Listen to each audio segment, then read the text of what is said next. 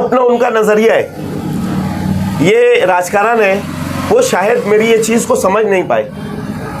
मैं नाम नहीं ले रहा हूँ उनका, नाम लूँगा तो और फिर मामलात आएंगे। ये उनका अपना मामला है, ये उनका अपना राजकारण है, क्योंकि हर इंसान की अपनी एक ये डेमोक्रेसी है। हम लोग आज़ाद देश में रहते, मुझे मेरे देश के कानून ने मुझे इजाज़त दी कि यार तुम डेमोक्रेसी में हो, आज़ादी में हो, आप कर सकते हो। मैंने मेरा फ़ैसला लिया, उन्होंने उनका फ़ैसला लिया, वो उनकी जगह पे दुरुस्त, मैं मेरी जगह पे दुरुस्त। फतेह मैदान के अंदर एक जलसा हुआ, उस जलसे के अंदर हमारे शहर के आमदार मुफ्ती मोहम्मद इस्माइल कासमी साहब ने एक बयान दिया और काफ़ी अच्छा बयान था उनका, मुझे बहुत अच्छा लगा वो सुनकर।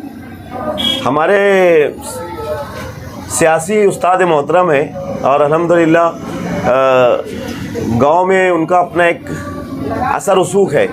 सियासी कायदीन होने के नाते उन्होंने जो बयान दिया है, वो बयान पूरे शहर ने उसकी तायद और हिमायत की है, पूरे शहर ने। लेकिन उसके साथ साथ मेरा एक सवाल है हमारे शहर के मुफ्ती साहब से। मेरी बिसात नहीं कि मैं उनसे सवाल करूं, लेकिन फिर भी कि उन्होंने कहा कि कांग्रेस के दौर में 15,000 से ज़्यादा फसादात हुए। कांग्रेस के दौर में गुजरात जैसा कांड हुआ। कांग्रेस के दौर में मुसलमान की ये हालत हो गई सच्चर कमेटी की रिपोर्ट के मुताबिक कि वो दलितों से निचले स्तर पर गिर गया। जब सब कुछ इतना अगर हमारे साथ कांग्रेस के दौर में हुआ, हमारे साथ बाबरी मस्जिद को ताला कांग्रेस के दौर में लगाया गया, उसके अंदर मूर्तियां कांग्रेस के दौर में रखी गई, उसका ताला कांग्रेस के दौर में खुलवाया गया और उसका शहादत का मामला जो है वो कांग्रेस के वक्त में ही हुआ। तो हमारे शहर के जो साहब आमदार साहब ने जो बात की, इसके दौर में ही बाबरी मस्जिद शहीद किया गया। गुजरात का इतना बड़ा मामला था कि हमारी अपनी बहनों के पेटों को काट कर उसमें से बच्चों को जिंदा नवजात बच्चों को निकाल लिया गया। हमारी अपनी माँ बहनों की इज्जतें तार तार की गई। कांग्रेस के दौर में भी हम लोग सुकून से नहीं थे और इनका दौर तो आप लोगों के सामने है ही। तो मेरा एक सवाल है कि कल के दिन वहाँ पर जलसे में ये बोला गया कि दो मुसीबत है, एक बड़ी मुसीबत, एक छोटी मुसीबत। तो हमको शरीयत भी बचाना है और शहरियत भी बचाना है। इसके लिए मुसलमान शोभाताई बच्चाओं को वोट करे, ऐसा वहाँ से ऐलान किया गया। कांग्रेस का नाम नहीं लिया गया। कांग्रेस हमारे लिए मुसीबत है, वबाल जान है, और शोभाताई बच्चाओं हमारे लिए रहमत है, ऐसा वहाँ से बताया गया। तो मैं हमारे शहर के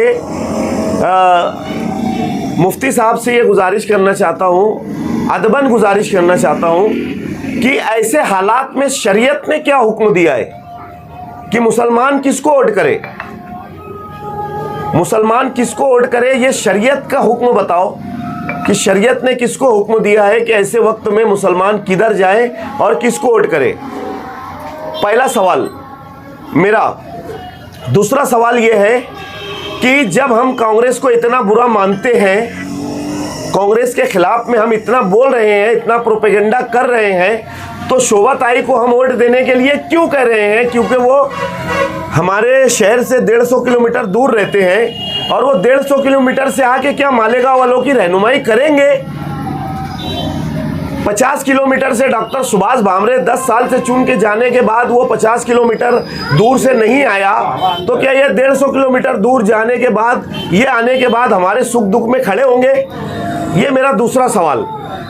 शहर के सियासी लीडरान से मेरा तीसरा सवाल कि अगर आप अपने आप को, सबको, मुसलमानों को एक जगह जमा कर रहे हो, सबको एक जगह जमा कर रहे हो आप, तो आप क्यों एक जगह जमा नहीं हो रहे?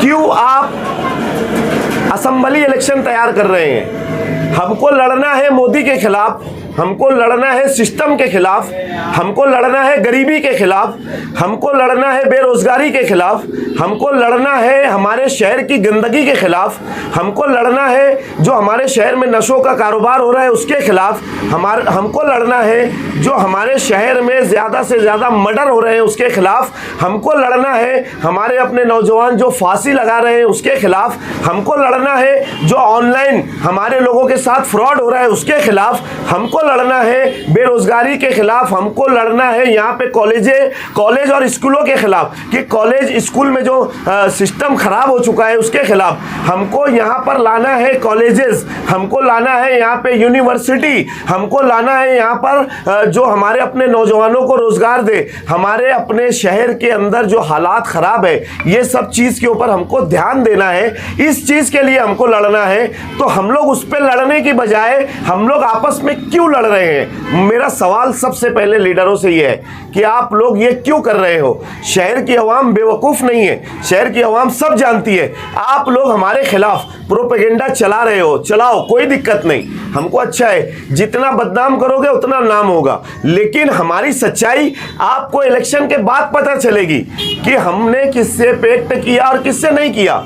हमको उससे कोई फर्क नहीं पड़ता, क्योंकि मैं आज आपको एक सच्चाई बताता हूं कि इलेक्शन के 5 साल के बाद जो भी चुन के जाएगा, हमारी लड़ाई जो भी 5 साल के बाद चुन के जाएगा, हम उसको मालेगांव शहर में लाकर उससे काम लेने का काम करेंगे। और दूसरी बात कि हम लोग कोशिश करेंगे कि हमारे शहर से, हमारे मालेगांव शहर से, ये हल्का धुलिये का हल्का है, लेकिन अगर यहाँ से मुस्लिम और दलित भाई अगर एक हो गए तो यहाँ से खासदार बन सकता। जब से ये सीट को ओपन किया गया है, पहले ये ओबीसी आरक्षण में थी, लेकिन जब से ये ओपन हुई है ना, तो यहाँ से कोई भी मुस्लिम खासदार चुनकर नहीं गया है।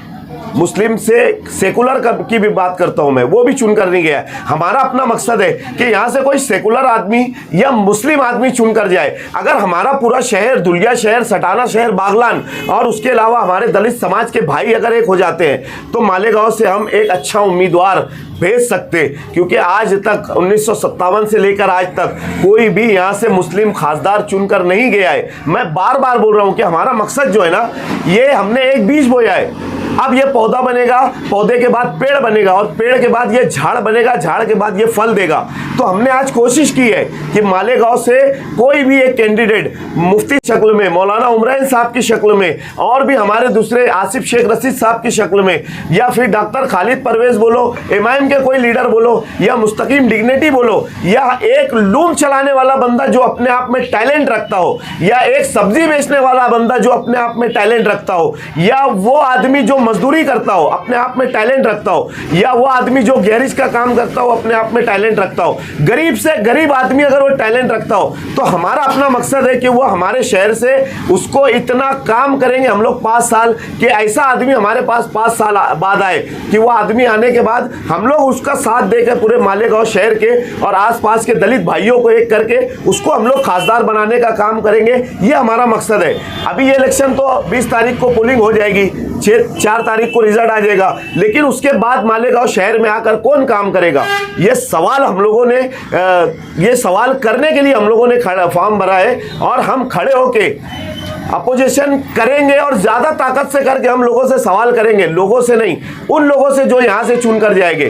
कौन चुन के जाता हमको उससे कोई फर्क नहीं पड़ता, कांग्रेस के लोग जाए या बीजेपी के लोग जाए या हम खुद आ जाए। अगर हम आए तो इंशाल्लाह हम लोग आप लोगों का भरपूर साथ भी देंगे और काम भी करेंगे। मैंने जो 3-4 सवाल किए लीडरान से, मुझे उस चीज का जलसों के जरिए बोलो या यूट्यूब के जरिए बोलो, मुझे इस चीज का आप लोग जवाब दो। अगर जवाब दिए तो बहुत अच्छी बात, नहीं तो आवाम खुद इसके ऊपर फैसला करे।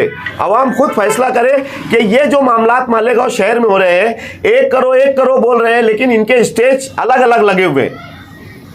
और हम लोग कोई डराने वाली चीज नहीं है कि हम इससे डर जाएंगे उससे डर जाएंगे। बचपन से जब से पैदा होते तो हमारे बच्चों को सिखाया जाता कि वो जनाजे के आगे चले। हमारे अपने बच्चे जनाजों के आगे जाते, कब्र के पास जाकर वो पटरियाँ देने का काम करते। और हमारे अपने बिरादरान वतन के अंदर ये है, अगर उनके वहाँ कोई मैयत हो जाए तो उनके बच्चों को वो रिश्तेदारों के वहाँ छोड़ देते, कभी मैयत के साथ लेकर नहीं जाते वो। लेकिन हम लोगों को ये सिखाया जाता है कि हमारे अपने बच्चों को कब्रिस्तान साथ में लेके जाते और बाकायदा वो पटरिया बच्चे देने का काम करते, तो हमको मौत से डर नहीं लगता। हमारे साथ जो होना है वो हमको पता है। तो लीडरान से मेरी ये गुजारिश है कि आप लोग खुलासा करें और हमारे शहर के मुफ्ती साहब से मेरी ये दरख्वास्त है, अदबन मैं एक भी लीडर के खिलाफ कभी बोला नहीं हूँ और ना बोलूँगा। हमारा काम हमारी पहचान, हमारा नारा है, हमारा काम हमारी पहचान। हमको लीडरों के खिलाफ बोल के टेम हमारा पास नहीं करना है। हमारा काम है कि मालेगांव शहर किस तरीके से तरक्की की राह पर जाए और नौजवानों को रोज़गार मिले, और जो बच्चे पढ़ नहीं रहे वो बच्चों को किस तरीके से तालीम मिले। तो हम लोगों ने ये फील्ड के ऊपर काम करने के लिए फॉर्म भरा है, ना कि हमने किसी को परेशान करने के लिए या किसी को हराने या जिताने के लिए फॉर्म भरा है। 5 साल जिस वक्त हम आप लोगों का काम करेंगे आगे, तो आप खुद हमारी पीठ को थपथपा के शाबाशी दोगे कि नहीं आप लोग आपकी जगह पर सही थे। ये मकसद के तहत हम लोगों ने फॉर्म भरा है। शुक्रिया, जज़ाकल्लाहु खैर। अस्सलामु अलैकुम व रहमतुल्लाहि व बरकातहू।